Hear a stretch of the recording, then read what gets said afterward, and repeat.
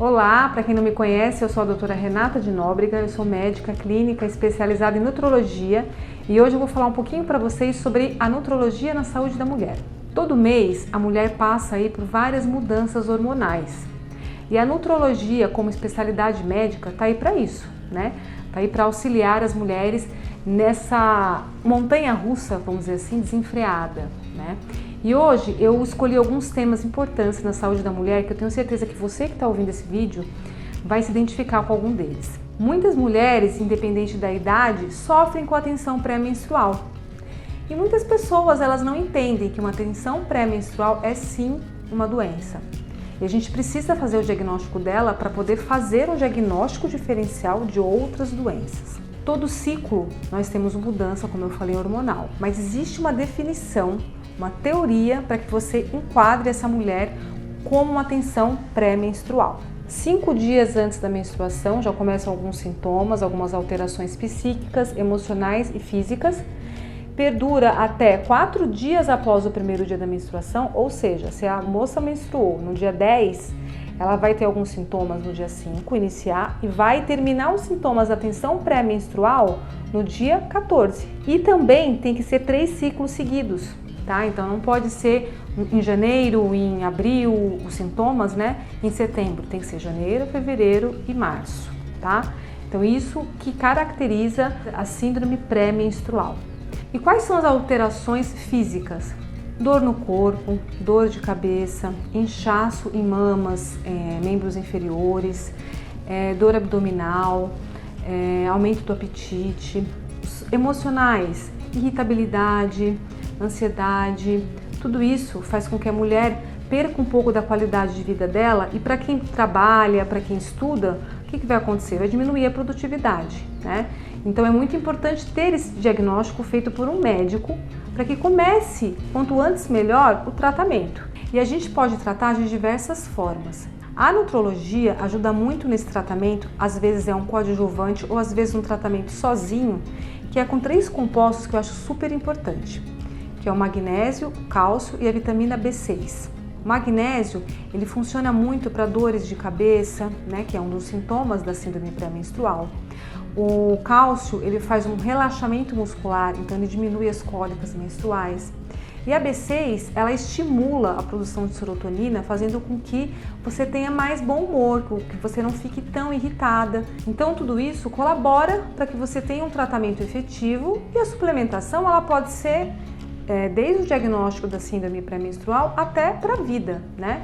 Então eu costumo dizer que esses 3 compostos, o cálcio, o magnésio, a vitamina B6, eles são os aliados da mulher, principalmente numa fase produtiva. Claro que se esses sintomas todos se intensificam, aí a gente já passa de uma síndrome pré-menstrual para um transtorno disfórico pré-menstrual, que já é um pouquinho mais grave do que só a síndrome. Aí nós precisamos de acompanhamento de um psiquiatra juntamente com uma nutróloga e também com o seu ginecologista, né? E quais são os sintomas, doutora, que diferem uma síndrome pré-menstrual de um transtorno disfórico? Na verdade, os sintomas, como eles são mais intensificados, você vai ter mais o quê? Você vai ter mais sintomas físicos do que psíquicos, tá? Então você vai ter muito inchaço de mamas bilateral, edemas de extremidades como tornozelos, você vai ter ganho de peso, a fome vai se intensificar, ou seja, você vai ficar com aquela vontade de comer a toda hora. Isso na síndrome pré-menstrual até tem, mas é muito menos os sintomas, é muito menos intenso. Então, dentro de tudo isso, a gente já pode fazer o diagnóstico de transtorno disfórico pré-menstrual.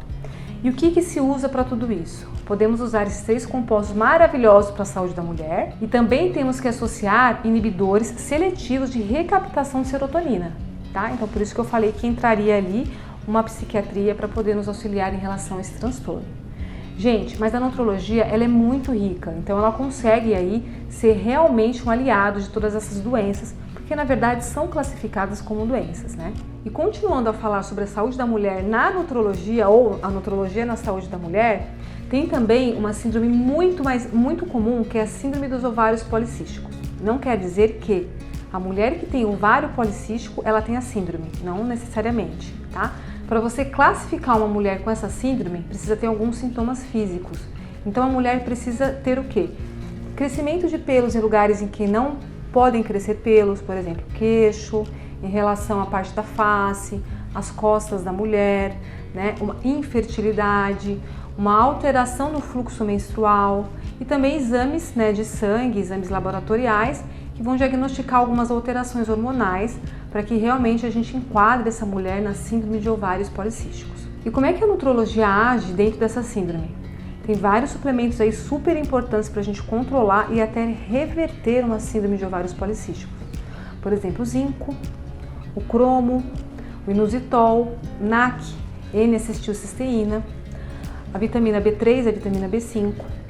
Todas essas suplementações, elas vão auxiliar no tratamento da síndrome de ovário policístico. Eu tenho certeza que muitas mulheres que estão assistindo esse vídeo vão se identificar com essa síndrome e realmente vão procurar um especialista para que, junto com o seu ginecologista, você consiga tratar de uma forma efetiva e diminua todos esses sintomas físicos. Uma outra situação muito importante na vida da mulher, que eu acho que é uma das mais até importantes, é na gestação, né? E a nutrologia, ela entra antes mesmo da gestação. Quando a mulher desperta o desejo de ser mãe, ela já tem que ter aí como aliada uma nutróloga, uma médica especializada em nutrologia. Porque através das mudanças de hábitos, é através de uma suplementação adequada para esse período, primeiro trimestre, segundo trimestre, terceiro trimestre, que vai ser importante tanto para a saúde da mãe quanto para a saúde do bebê. E muitas das mulheres, elas se preocupam muito com o peso nessa época de vida, né? Nesse momento de vida. Só que o peso, gente, ele é um fator importante?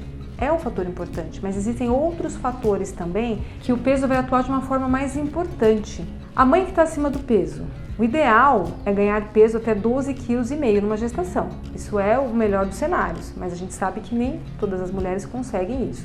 Umas ganham menos, outras ganham mais. Então, o ganho de peso maior que 2,5 kg vai levar para o feto algumas alterações, como macrosomia, que é aquele bebê gigante, obesidade infantil, é um forte candidato a ser um bebê gordinho, mas obesidade mesmo, né? Hipertenso, crianças hipertensas, começa na gravidez. Então, olha, gente, que importante.